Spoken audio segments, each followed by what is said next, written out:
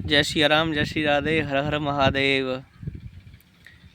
सदगुरुदेव भगवान के चरणों में बारंबार वंदन। उमापति महादेव, श्री सीतानाथ जी, श्री माँ के प्यारी लाल दाऊजी महाराज, हनुमान जी महाराज एवं समस्त आप सभी भक्तों को भी बारंबार प्रणाम। बेलारा आश्रम की दिव्य धरा को बारंबार वंदन। बड़ी ही कृपा और बड़ा ही वृहद भगवान का यश, जिसके छांव तले हमारा जीवन अत्यंत शीतलता में और आनंद में व्यतीत हो रहा है। और मुझे ऐसा अनुभव है, ऐसा आभास है कि आप जो भी भक्त भगवान की कथा गाथा कीर्तन सत्संग श्रवण कर रहे हैं, उनका भी जीवन अत्यंत आनंद में, अत्यंत सहजता में, अत्यंत सरलता में कट रहा होगा। क्योंकि भगवान ने कहा, दैन्यम कल्पतरोर हरेत पापम तापम।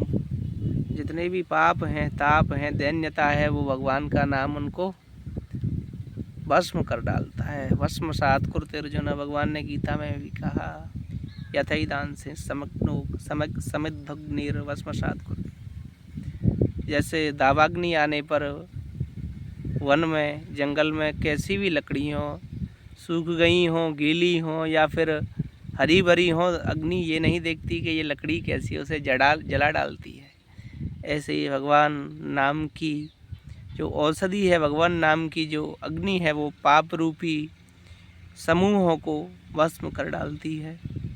और जो भी व्यक्ति भगवान नाम की शरण में रहता है, वो सदैव आनंद में मग्न रहता है। क्योंकि तापत्रयोन मूलनम, उसके तापत्रय क्या है? शरीर में कोई रोग नहीं होता उसके, कभी कोई मानसिक बीमारी नहीं होती, कोई भी उसे हानि लाभ का डर नहीं रहता। कुछ चला जाए तो भी कोई हृदय में दुख नहीं, और कुछ अधिक प्राप्त हो जाए तो भी कोई हृदय में अत्यंत सुख नहीं। ऐसा समशीतोष्ण दुखेषु, तो सुख दुख में, हानि लाभ में, सर्दी गर्मी में, सभी में वो सम रहता है, आश्वस्त रहता है, मग्न रहता है। ये भगवान नाम का प्रसाद है।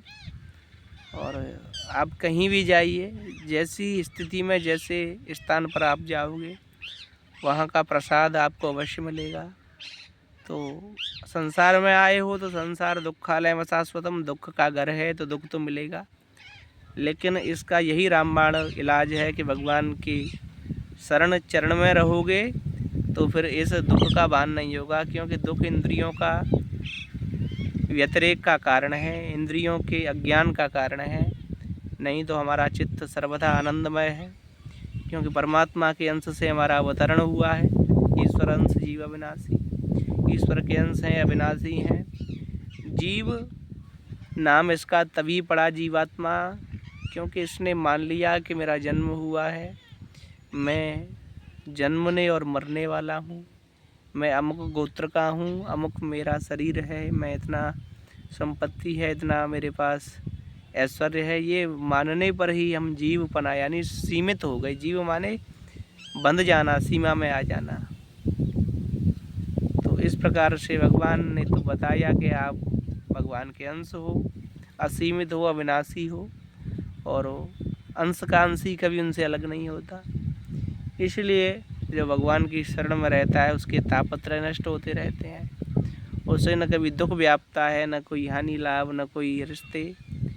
वो सदैव सभी में सुख बांटता है, आनंद बांटता है। और प्रसादस्तु प्रसन्नता, इस दुख संसार में रहते हुए भी वो प्रसन्नता का प्रसाद सभी को बांटता है। और वो प्रसन्नता का एक सुंदर प्रसाद है, वो है हरि नाम, प्रभु नाम। भगवान नाम ही एक ऐसा प्रसाद है जो संसार में शांति और वृद्धि उन्नति करवाता है। क्योंकि भगवान के स्मरण के बिना जीव का भाग्योदय होना बहुत कठिन है। क्योंकि ये संसार बड़ा ही असार है। असार है खल संसारो दुख रूपी विमोह का, असार है, दुख रूप है, और मोहमय बुद्धि को एक प्रकार से हिप्नोटाइज करवाने वाला है, बुद्धि को विभ्रम में पार देने वाला है। कभी क्रोधात भवति, क्रोध की भावना बढ़ती है, कभी काम बढ़ता है चित्त में, कभी लोभ, कभी दंभ, डाह, ईर्ष्या, जलन। ये अवगुण हमारे अंदर ही रहते हैं, क्योंकि जैसे जीवात्मा सुख स्वरूप है और उस सुख स्वरूप जीवात्मा के परे जो घेरा है वो अज्ञान इंद्रियों का है। जैसे संसार में जैसे मनुष्य हैं, वैसे ही मनुष्य की समता के लिए असुरों की भी सृष्टि हुई। देवता हैं तो असुर हैं, और मनुष्य लोक में असुर हैं जो भक्षा खाते हैं। जैसे बहुत सारे पशुओं की सृष्टि की भगवान ने, गाय है, बैल हैं, वैसे ही विषैले जीवों की उत्पत्ति की, सर्प बिच्छू, क्योंकि उनकी समता बनी रहे, कीटों को खाएंगे वो। इस प्रकार से भगवान की अलग एक विधा है। ऐसे ही मानव मात्र की सृष्टि भगवान ने की कि मेरा नाम गाए, मेरा कीर्तन करे, और भगवान के कीर्तन का ये फल है। यत् फलम नास्ति तपसा न योगेन समाधिना तत्फलम लभते सम्यक कलौ केशव कीर्तनात्। कलिकाल में जो भगवान केशव, केशव माने कश्यई शस्य ब्रायास्य व्यतीत केशव, जो ब्रह्मा विष्णु महेश तीनों पर शासन करने वाला, गोलोक धाम का अधिपति, माता राधा का सर्वेश्वर प्राणनाथ, और जिसकी सेवा द्रोणधरा और बड़े ही दामा, श्री दामा मंगल, मुद मंगल इत्यादि गोप ग्वाल जिनकी चवर डुलाते सेवा करते रहते हैं, ऐसे नित्य वैकुंठ विहारी, नित्य साकेत विहारी, नित्य भगवान गोलोक के अधिपति भगवान श्री कृष्ण, ऐसे भगवान का जो स्मरण करता है उसका तो आनंद ही आनंद रहता है, क्योंकि यत् फलम नास्ति तपसा। ऐसे भगवान केशव हैं, कलौ केशव कीर्तना। जो ऐसे केशव का, ऐसे नारायण का, ऐसे भगवान कृष्ण का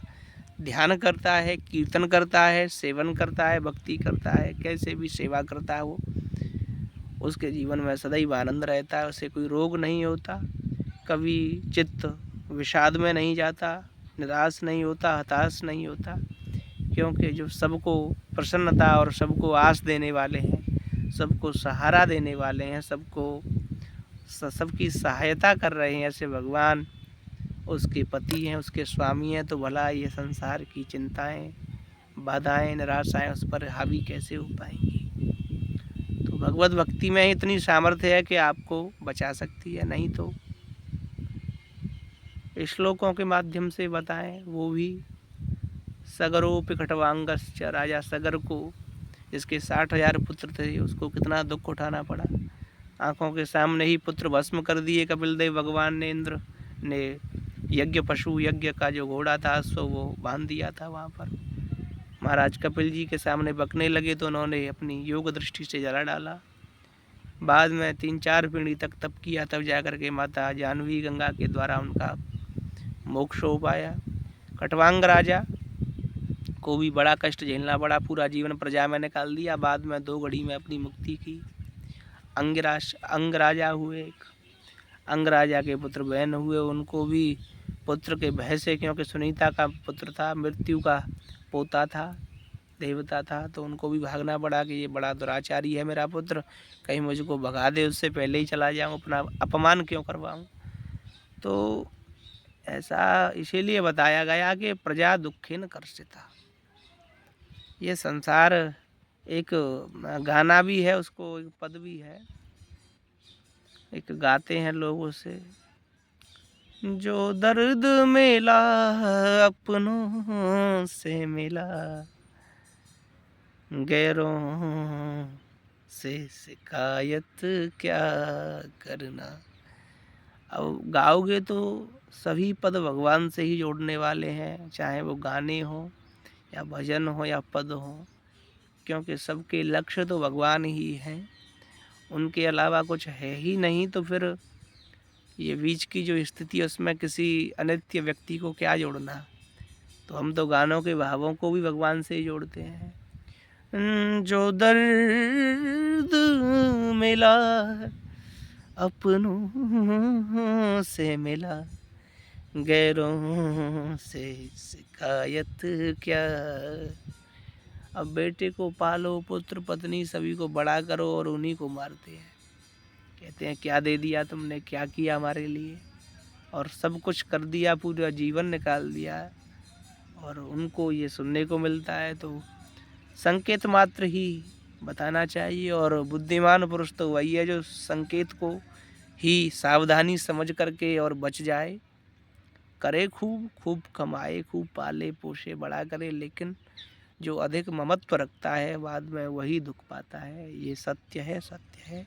इसलिए समय रहते ही पुत्रों जैसे ही युवक हों उनको दे करके अपना निधि खजाना जो भी किया हो उनके लिए, और खुद कहीं जाए भी नहीं, क्योंकि जंगल तो बचे